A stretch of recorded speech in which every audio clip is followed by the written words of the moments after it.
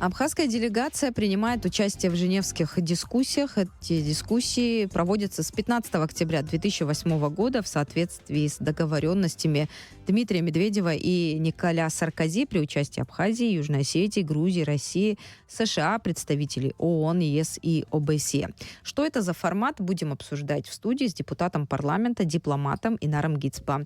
Мы рады вас видеть, Инар, спасибо, что с нами. Добрый день, Алла. Добрый день, радиослушатели. Хотелось бы объяснить нашим слушателям, что это вообще за формат. Все знают, что он существует давно, и Абхазия в нем принимает участие.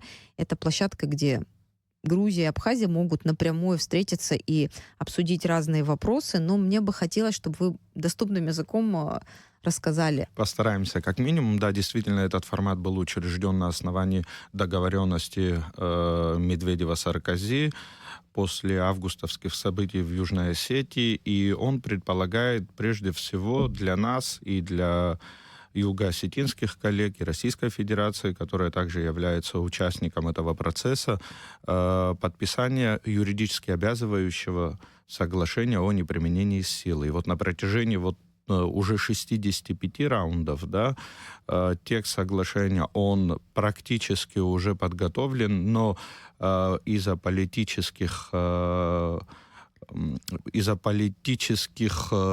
несостыковок да? Именно внутри грузинской делегации и неконструктивной политики, позволю себе так сказать, грузинская сторона всячески блокирует его подписание. Я помню, на одних из где-то уже, наверное, 15-16 раундах нам говорилось о том, что подписание этого соглашения, по сути, в принципе, в нем нет необходимости, так как на тот момент президент Саакашвили, выступая в Брюсселе, публично говорил о том, что войны больше не будет, и мы берем на себя обязательство не нападать на Абхазию. И по их мнению, которое мы, в принципе, не можем брать за юридическое основание, и гарантии невозобновления боевых действий, но по их мнению, это является юридическим, выступление президента является юридическим актом. Юридическим актом. Но мы также им напоминаем, что перед началом бомбардировки Цхинвала он также говорил, что Цхинвал может спать спокойно. Поэтому доверия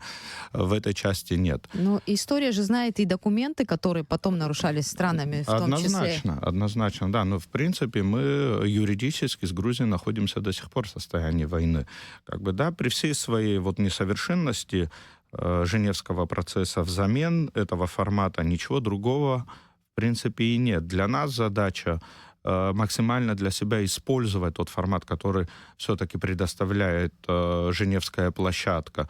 Помимо этого вопроса, да, о котором мы говорили, да, это главный вопрос, центральный вопрос женевских дискуссий, который рассматривается в первой группе по безопасности, а мы знаем, что там их две. Вторая — это группа по обсуждению вопросов гуманитарного характера. Там, конечно же, результатов больше для нас в этой группе. Да? Если приводить примеры, то там обсуждаются такие вопросы, как региональная экологическая безопасность, да, в регионе мы столкнулись с такими проблемами, как, помните, да, была бабочка-огневка, да, там потом пальмовый долгоносик, мраморный клоп, сейчас до сих пор он тоже доставляет очень много неудобств и проблем, да, фермерам, да, нодулярный дерматит среди скота крупнорогатого. Эти проблемы обсуждаются. Помимо этого, мы поднимаем там вопросы необходимости привлечения международного внимания к охране памятников историко-культурного наследия. К примеру, да, там Лыхнинские, Бедийские храмы. Включение в их список всемирного наследия. ЮНЕСКО, да, которые особо охраняемы. Да. Но тут опять-таки, да, политический контекст, он блокирует и решение гуманитарных вопросов. И это, конечно, нездоровая ситуация, когда в мире я помню, да, там Примаков говорил о том, что в мире не должно быть стран-изгоев, да, но всячески международное сообщество с таким вот каким-то настойчивой периодичностью пытается нас исключить вообще из общечеловеческих и гуманитарных процессов, которые в мире Но происходят. мы сейчас же наблюдаем вообще изменение структуры, вообще геополитической структуры. Как вы Совершенно считаете, верно. может ли что-то измениться на этой площадке? Меняется все ежедневно, динамично. Риторика. Мгм. Динамично все меняется. Я помню времена, когда в Абхазию в огромном количестве и с очень частой периодичностью приезжали представители различных западноевропейских государств, и не только. Я помню там делегацию из Японии, в том числе, как бы интерес был. Но, опять-таки, да, возвращаясь к тому, о чем вы говорите, мир динамично ежедневно меняется, и международный контекст в целом, конечно же, на нас отражается, и мы являемся частью этого процесса. Может быть, не всегда мы имеем возможность в режиме реального времени ощутить эти изменения, но, тем не менее, они происходят, хотим мы этого или нет. И вот тут вот многое зависит от способности нашей внешней политики, да, во-первых, анализировать эти тенденции, которые в мире происходят, и своевременно и там, где нам надо, с учетом внешнеполитических интересов, планов и задач реагировать на эти изменения. Конечно, наша внешняя политика должна быть активной. Да, были разные периоды, когда она была очень активна, потом наступал некий такой вот штиль. Тоже есть объективные на то причины. Но теперь, мне кажется, наступило время, когда нам необходимо ее вновь вывести на новый уровень. И в этом отношении я бы вот тоже предлагал, как в том числе и действующий депутат Народного собрания, да, пересмотреть концепцию внешней политики Абхазии. Да. Она была в свое время принято, но мне представляется, что сегодня реалии, которые окружают нас и с которыми мы имеем дело, они вынуждают нас пересмотреть многие тезисы, которые заключены в этой концепции. А возвращаясь к Женевскому еще процессу, да, вот мы говорили о работе второй группы, там очень важные тоже вопросы в гуманитарной части, да, вот Признание абхазских паспортов — да, это один из ключевых вопросов, конечно, которые... документов жизненного цикла вообще в целом, да, это и паспортов абхазских в качестве проездных документов, это дипломов, это аттестаты, это свидетельства о рождении, в общем, все документы, которые связаны с жизненным циклом человека. Да, свободным передвижением? Да, само собой. И вот мы видим, да, вот реализацию вот такой вот, не знаю, в наивысшей степени отношения применения двойных стандартов, да, вот к Абхазии. Если взять, к примеру, тоже Косово, да, независимость которой не признается 5 членам Европейского Союза, но, тем не менее, их документы признаются в эти паспорта, которые выдаются в Косово, да, там ставятся визы. Турецкая республика, Северный Кипр, да, тоже можно привести в пример, и ряд других примеров. То есть там, если международное сообщество принимает, понимая там сложный контекст, допустим, да, конфликтного потенциала, в нашем случае полностью, как бы, да, нас в этом изолируют и лишают этого права. Ну, вообще, к самому формату ведь скептическое отношение, несмотря на то, что есть вопросы, которые обсуждают, но вот таких серьезных продвижений в решении вопроса, вот вопрос паспортов, даже гуманитарные вопросы, которые обсуждаются на протяжении этих там 15-17 лет, серьезных подвижек еще не было. Ну, конечно, я слышал скептическое мнение в отношении необходимости продолжения участия в этом формате, но, тем не менее, хочу с полной убежденностью твердо сказать, что нам необходимо, крайне необходимо участвовать в этом формате. Во-первых, говорить, что существенных продвижений, да, по вопросу подписания соглашения о неприменении силы, действительно представляется, что это обсуждение и итоги этого обсуждения зашли в тупик.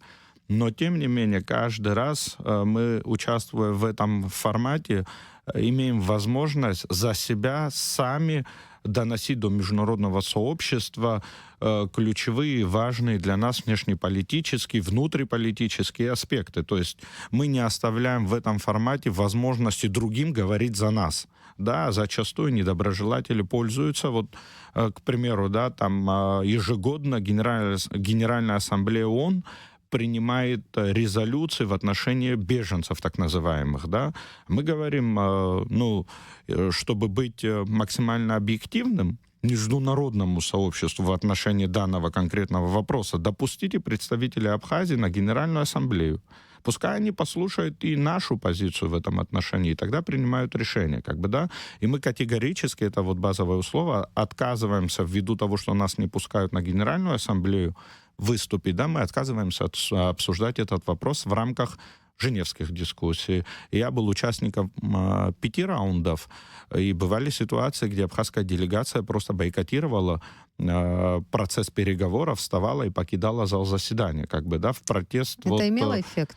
Да, на какой-то период однозначно имело, конечно, да. Но вообще сейчас всерьез говорят и о возможности переноса дискуссий в другую страну, потому что статус Швейцарии как нейтрального государства тоже ставится под сомнение в последнее время.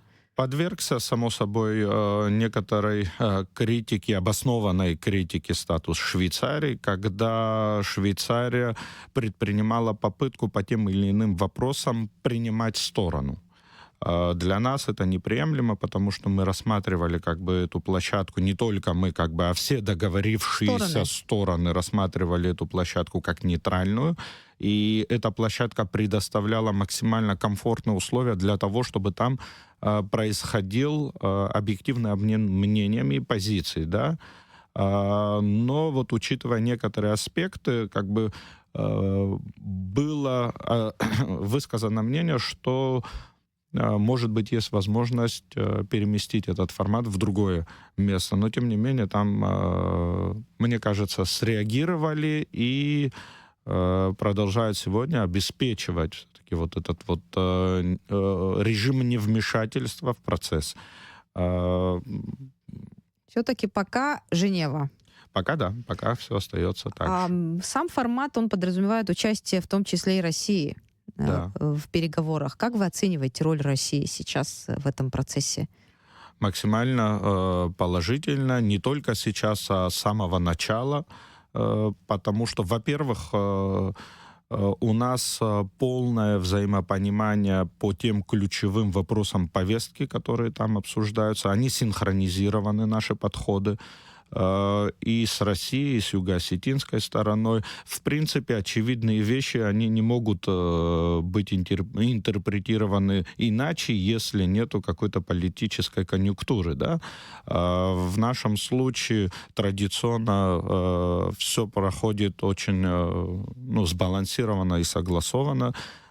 Представители российской делегации, она там присутствует на уровне заместителя министра иностранных дел, да, всячески поддерживает те аспекты обсуждения повестки, да, которые предлагает и абхазская сторона, и юго-осетинская сторона.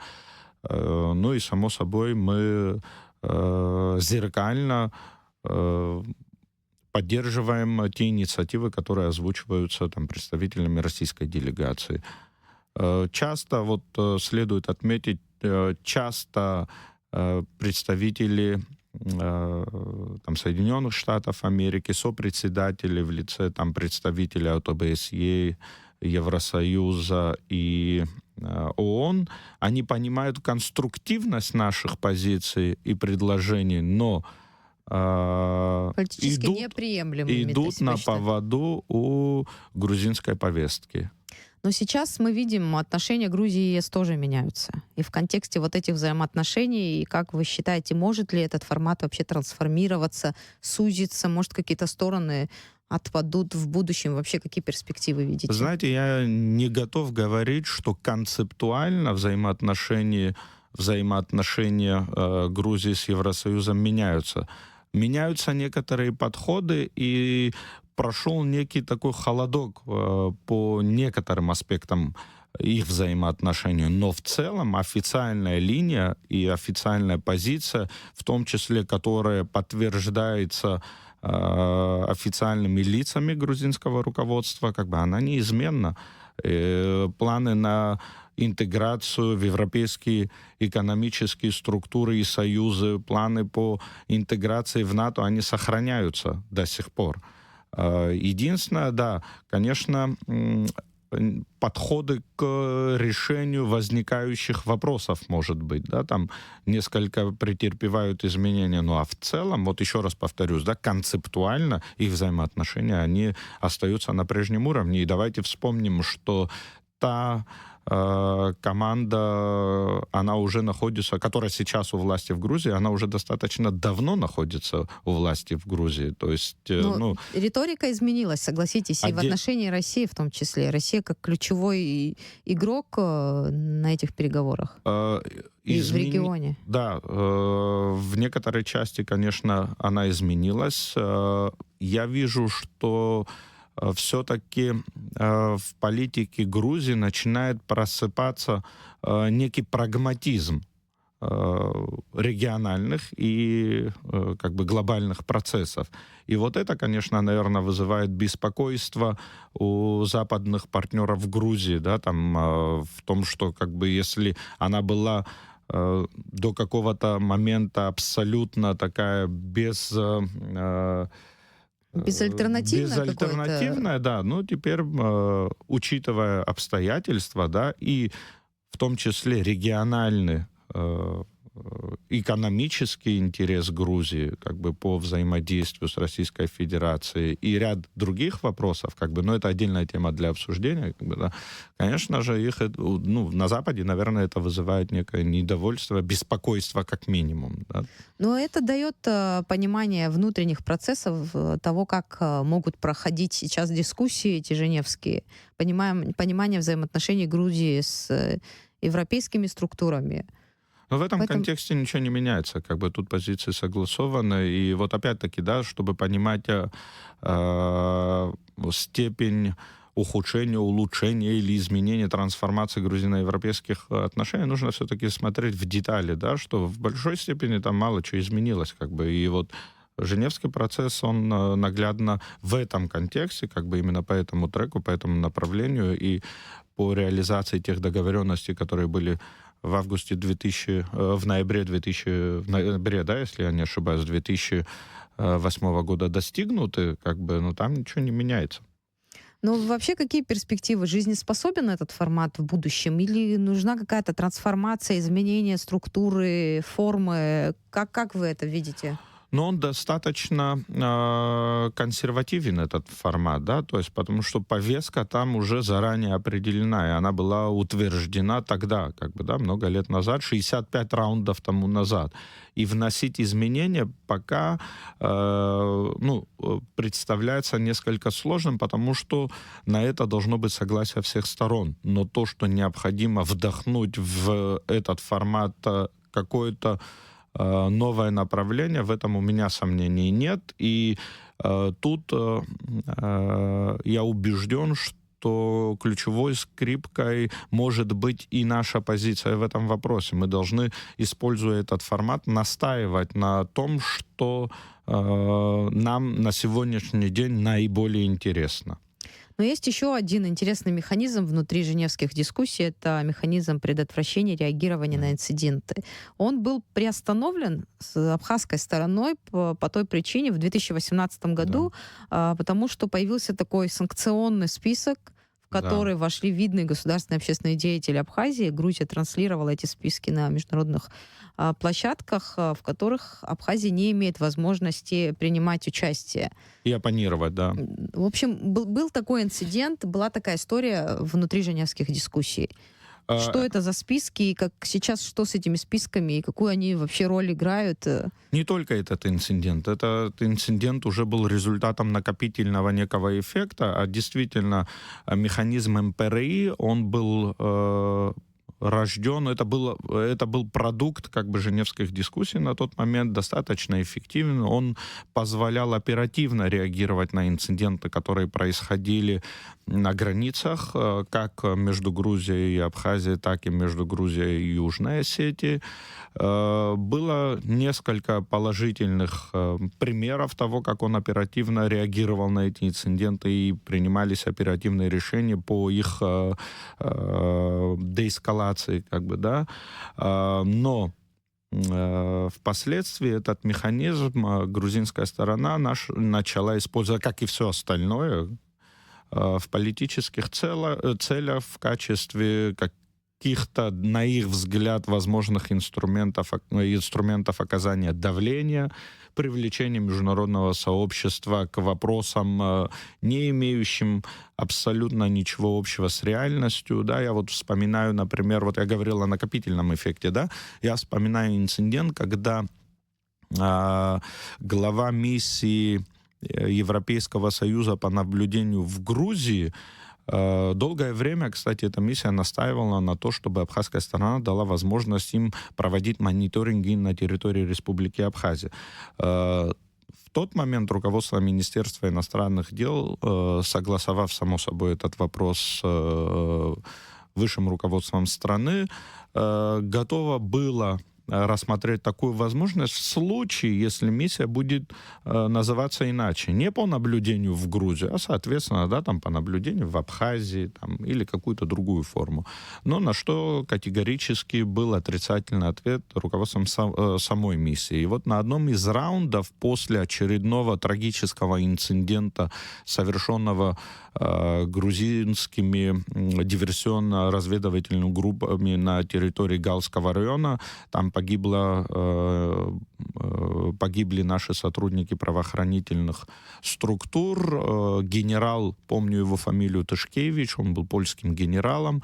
На вопрос министра иностранных дел, даже не на вопрос, а на упрек в отсутствии реакции этой миссии на данный инцидент, генерал Тышкевич сказал такую фразу: «Вы сначала нас пустите в Абхазию, потом мы будем разбираться с вашими трупами». Абсолютно не дипломатический подход, абсолютно не дипломатический словарь, который был использован, после чего этот генерал был объявлен персоной нон-грата в Абхазии. А вот этот список, о котором говорилось, санкционный список, Да. куда вошли видные, он сейчас существует, этот список, и какое-то значение, какой-то вес имеет? Честно говоря, я Кому-то давно этот о список нем ничего помешал? не слышал, да, я давно о нем ничего не слышал, и, скорее всего, он благополучно канул в лету, как бы, да, там, то есть на какой-то период его там Тиражировали? таскали, да, по всей Европе, с ним носились, как бы, но, тем не менее, как бы, он, ну, никакого эффекта особого не имел, если я все правильно помню. Хорошо, я хотела бы немножко в начало вернуться. Вы говорите о том, что нашу концепцию развития внешней политики нужно менять.